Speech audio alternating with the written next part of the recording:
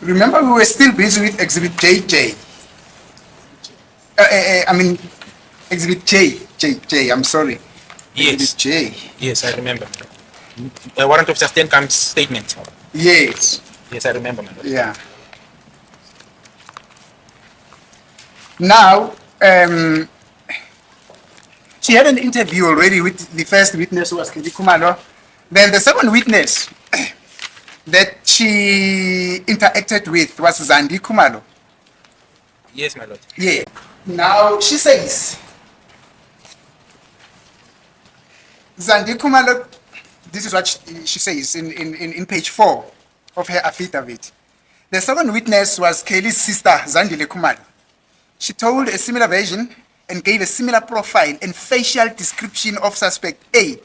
The only feature she adds was the eyebrows. She saw the eyebrows when suspect A lost his headgear during the scuffling with the deceased. She could not describe the second suspect. Nice. Oh, sorry. No, got it. Yes, I see that, my lord. You follow that exactly? Now she continues to say, the third person that I interviewed was Tumelo Madala, who was much traumatized.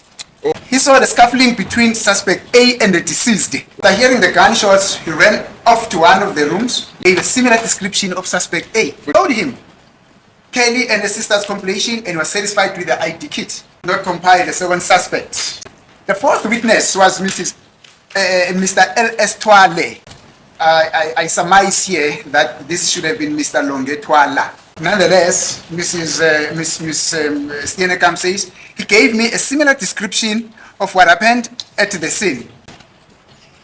He saw the scuffling between suspect A and deceased. After hearing the shots, he ran out to look for help. Not describe the second suspect. Okay. Now she goes on to interview the fifth witness, who's Tim Makaleni, but we know that Mr. Tim Makaleni was not one of the witnesses who was in the house.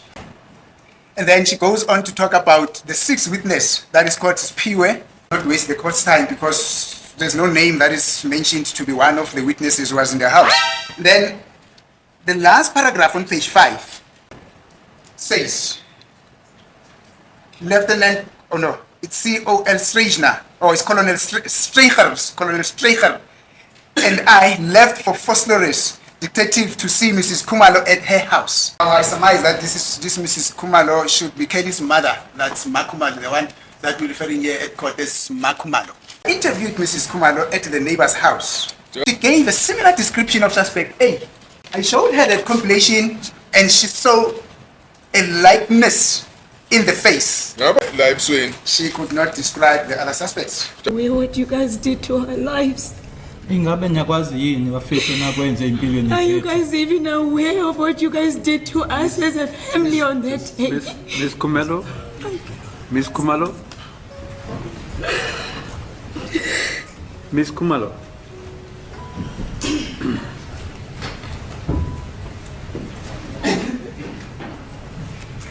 The damage that you guys caused.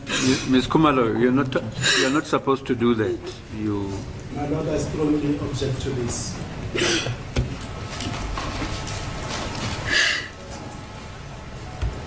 In the strongest possible terms, we object to this. Mr. BALOYI, do you want to? As the witness is still in the process of giving evidence, I don't know what my learned friend is objecting to. The procedural rules, the witness is testifying to court and addressing court, not the accused persons in the document. That's my objection. That's fair enough, my lord. Ma'am, you're still in the process of identifying the persons who came into the house. If you can just do that and refrain from further comments. Uma ungakwenza nje lokho busakwenza nangi busachazake labantu abangena endlini kodwa ungakhulumike or noma ungasho okunye. Yes, you pointed to someone. Ukhona ukhombile noma ukhona umkhombile. Yes. Yebo. He was one of the people that came into the house. Omunye wabantu abangena endlini. Kodwa yena wayengemuva. But he was behind, or he was at the back. And then sisahleli kanjalo. Just a minute, you're still pointing a person. Who is it? It's him. It's him. The second one there. Lo wesibili lapha. You know, MNISI will do things so meticulously. He will do it so slowly and he will do it step by step. And I appreciated what he did there. He read the statements, okay? Well, he read the statement of the sketch artist and what each of the witnesses were saying to her to help her compile the drawing, okay? Or should I say the sketch of the accused, okay? Zandi Kumalo, Kelly Kumalo, Tumelo Madlala, Togo, and those two outside very nosy neighbors, as well as who else?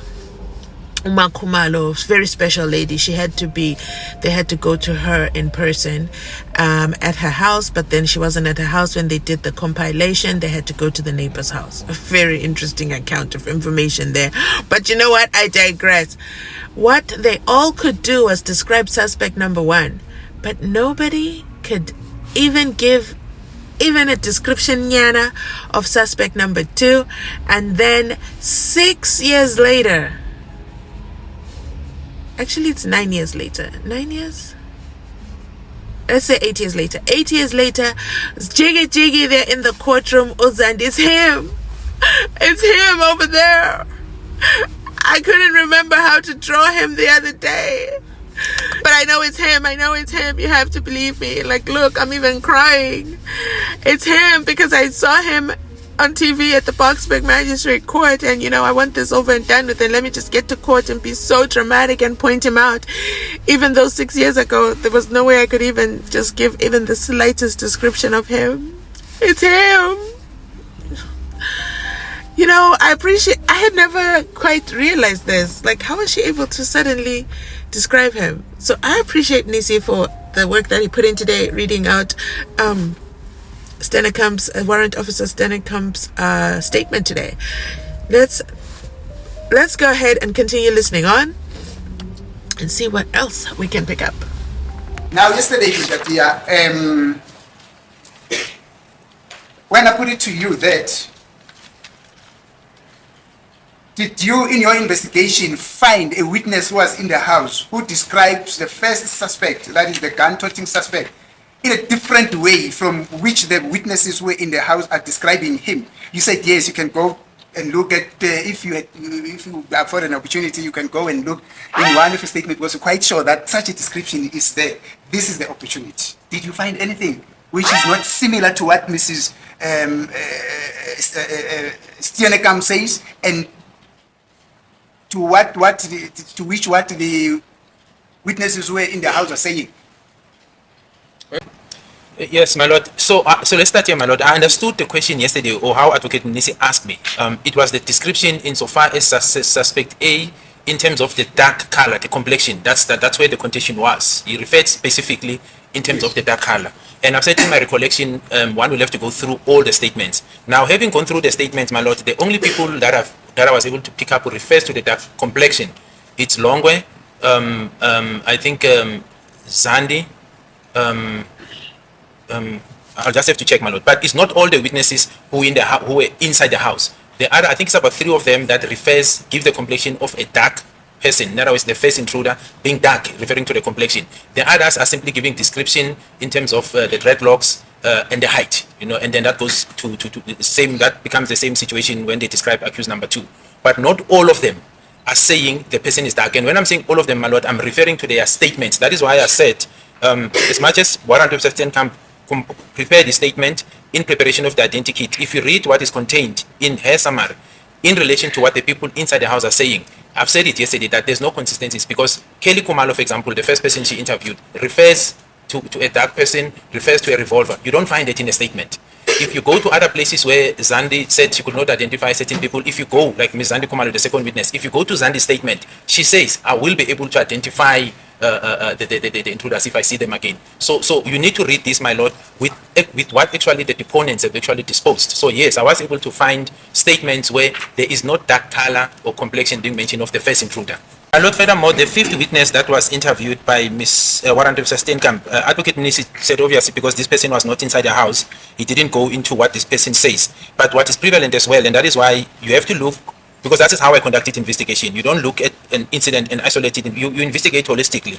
Tim Makaleni, my lord, gave a statement where he says he saw 3 intruders coming directly from Makumalo's house. Directly. And he says one of those intruders was carrying a firearm. The statement is in the docket. So then it becomes prudent, for him to identify, or rather to assist in the sketching of the identity. And I think that is why he assisted in identifying the person or one of the intruders, my lord. But he places himself in a position where he says he saw intruders coming directly from Makumalo's house, referred to that name, and one of them was armed with a firearm.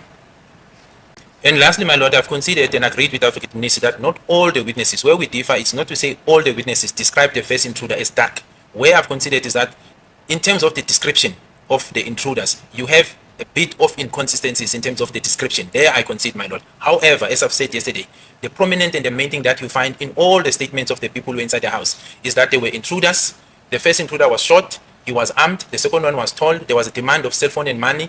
There was a struggle, and the gunshot went off, and the deceased was then shot. That is consistent, my lord. It's insofar as the description, finer details of the description of the accused. For example, my lord, it was also mentioned, without taking it further, that somewhere, perhaps let me not go there. I will want to need to lead me so that we don't step on each other's toes. Let me just leave it at that for now, my lord. Yes, my lord, that's my answer. Thank you, Brigadier. I said that I would not waste the course time by referring to what Mr. Tim Makaleni is saying. Now that you're mentioning Mr. Tim Makaleni in an endeavor to try and justify the theory that accused number 3 could have been the person that was in possession of the gun or of the firearm. This is what Makaleni is saying. According to Mrs. Steenkamp, she says the 5th witness, Mr. Tim Makaleni, residing at Mozamo 3942, compiled the suspect of B. Compiled the face of suspect B. He saw 3 unknown African males in the vicinity of the gas station, busy on their cell phones. He saw them again at Kelly's mom's house.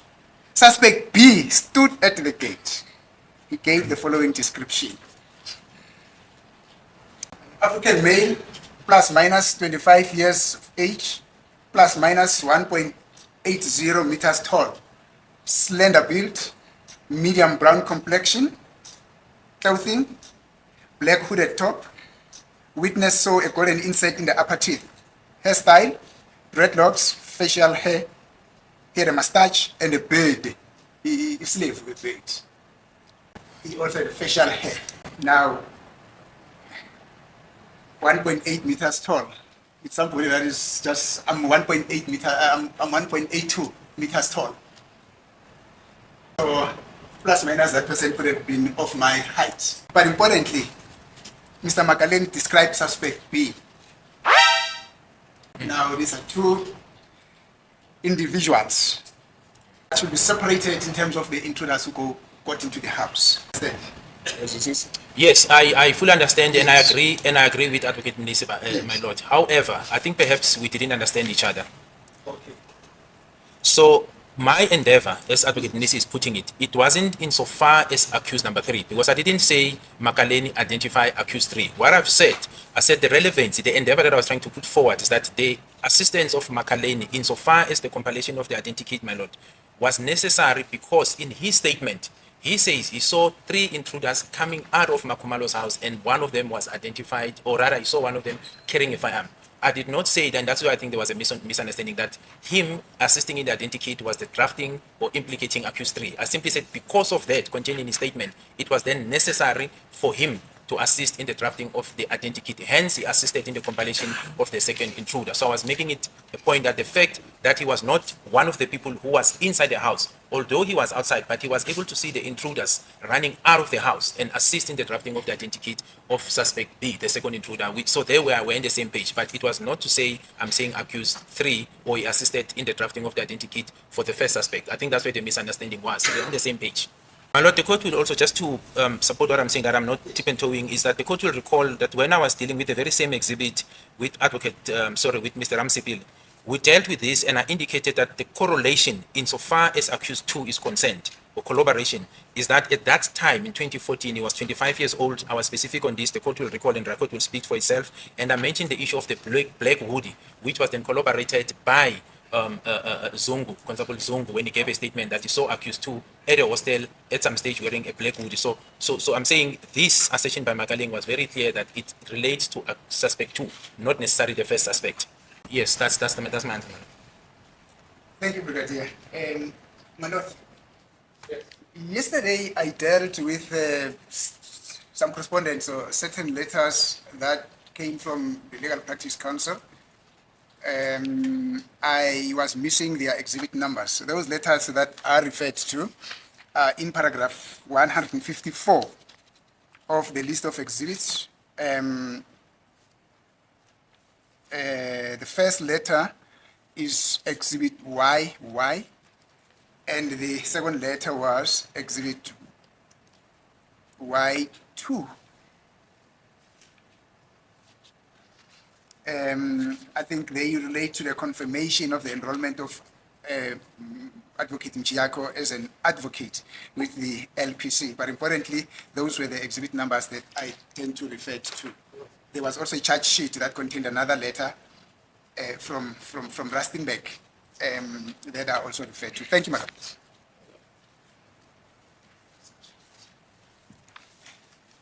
Thank you, Brigadier. Now, I again do not want to labor this point, Brigadier, but let me put it to you that in terms of the description of the person who had a gun when they got into the house of the Kumaros, the description by the occupants of the house of that intruder consistent. A dark-skinned person who had dreadlocks. That is a common denominator, if I were to borrow from your parlance. That is a common denominator. It's a golden thread that runs throughout their description of this suspect. A dark-skinned person who had dreadlocks. As I'm saying, that is what I'm putting it to you.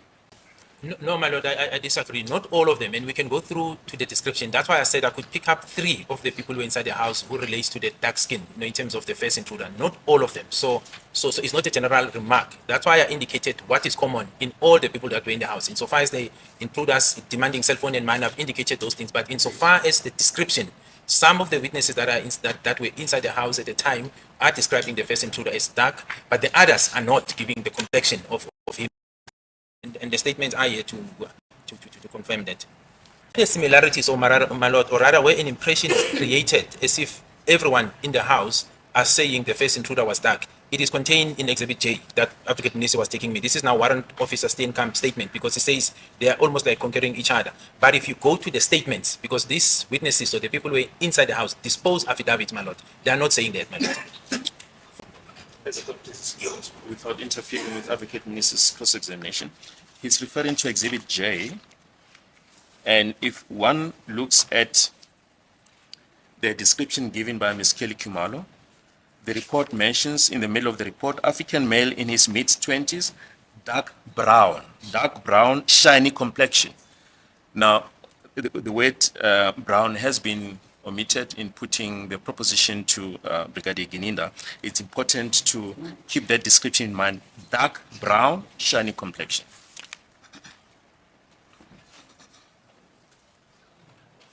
Is it please the court, my lord?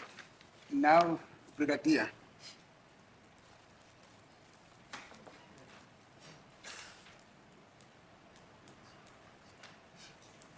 You constantly, let me just write this down.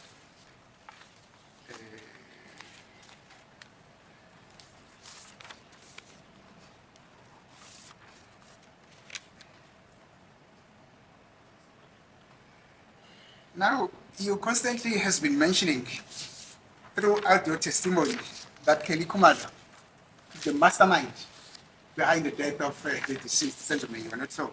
Listen, if I was the brigadier, I'd be irritated and annoyed that, listen, I just gave a whole speech and this man is blue ticking me. How dare he? And then BALOYI stands up to tell us about a dark brown shiny complexion as per Kelly Kumalo, and he wants it said. He wants MNISI to use his mouth to repeat that and say it properly. And for MNISI to respond with blue ticking and switching the subject. And then he says, I'm going to get you. That's MNISI's way of saying, I'm going to get you both. And I'm going to put you guys into a corner. Now I'm going to see how you're going to wiggle your way out of this one, because you guys are making a big deal out of dark complexion, shiny complexion. Makaleni, I'll get you. Now let's talk about Kelly Khumalo and her being suspect number 0. What you got to say now? What are you going to say now? Let's put it on the table right here, right now. What is your ace? Oh, MNISI is really, really playing aces, and I love it. I love the way he does his transitions. He doesn't introduce it. He just lands in it, and then boom. And knowing Gininda, he's going to be like, wait, before we go there, I need to talk about this because I'm Gininda and I need, this is some crazy male dominance in this courtroom right here, right now. And the judge is not bringing it under control. He's just sitting there. He's continuing with his blue ticks for BALOYI, and it is getting interesting. Okay, it is. I cannot figure it out. Okay, I cannot figure out what's going on with the judge and why the judge has suddenly decided I will blue tick. Okay, I'm going to blue tick him every single time. Okay, but let's listen on. Yes, my lord, based on the investigation, not my assumption. I think I made references to where her name comes from, and that starts from accused 1 going up to, and then obviously then the investigation that we conducted. So, but it starts from there, my lord, going up. Is this a narrative that is also shared, or that was also shared by the prosecutors who assisted you in this investigation? I don't see the relevance of this question. There was a decision to prosecute the current accused before this court. As to what view the prosecuting team held is irrelevant. So we have to focus on the accused that are before this court.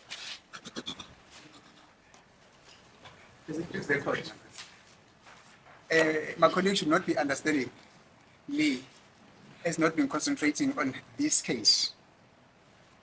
The witness, my lord, has testified many a times that there were certain things that it did not do because it did not have specific instructions from the team of prosecutors who were assisting him in investigating this case. Consistently maintained that Kelly Khumalo is the kingpin in the assassination of the deceased in this case. I don't know, therefore, on what basis it is then alleged that the question that I'm asking him as to whether or not the team of prosecutors who assisted him shared the same view that Kelly Khumalo was a kingpin in this case. I don't know on what would then be the irrelevance of that question, my lord. Thank you, my lord. Did the team of prosecutors who assisted you in this case also share the same view? Were they part of that narrative that Kelly Khumalo is the kingpin? So my lord, I wouldn't say there was a narrative from the prosecutors. Evidence that was collected, my lord, at some stages I indicated was presented to the DPP, and further instructions insofar as Ms. Kelly Khumalo were given, up to the point where we read the statement that I made in November, my lord, and I indicated that there was no decision taken at that stage, to bless the arrest of Ms. Kelly Khumalo. So there wasn't an objection. It was a question of further instructions and the adoption that the NPA was taking at the time, my lord. And another baseless, useless objection from BALOYI. But we know why this one is personal. This one is personal to him because he is, the TPP. He is the prosecution. He is the one who said, don't touch Kelly Khumalo. Or should I say he is part of the team that said, no go. No go. Don't talk about this Kelly Khumalo kingpin thing. No. And Gininda said, watch me. I know when I'm going to get you. I know when I'm going to say it, and I'm going to sing like a canary. And Judge Rotsa said, MNISI, okay? I am not descending into this arena because I'm not getting involved, okay? A blue tick issued to BALOYI yet again. Like, does BALOYI not get tired? does he not get tired of his blue ticks? Because by now they are no longer blue ticks. They're an ocean of blue ticks that he has received in just this week alone. And as you know, MNISI is not done anytime soon. Now, they're about to break into the whole Kelly Khumalo King Ping situation ship. So let's do that in a separate video, because what? We need to give Kelly the attention she deserves, okay? A separate video. Let me end it right here. You please remember to like, comment, and subscribe. If you've made it this far in the video, you absolutely have my heart. Please remember to assist with these things, because this is how the channel grows. Watching from outside the club, today's the day, okay? Today's the day. It's a Friday. Consider subscribing so you get those notifications and you don't have to always keep searching, because even if you search the channel, you're still helping the channel. You're telling Google that Mzansi Unfiltered podcast is a relevant term. Like, even I'm like, wait, what? I was so shocked to see that data. But you know what? Subscribe, okay? Subscribe. Thank you so much. I'll catch you on my next upload.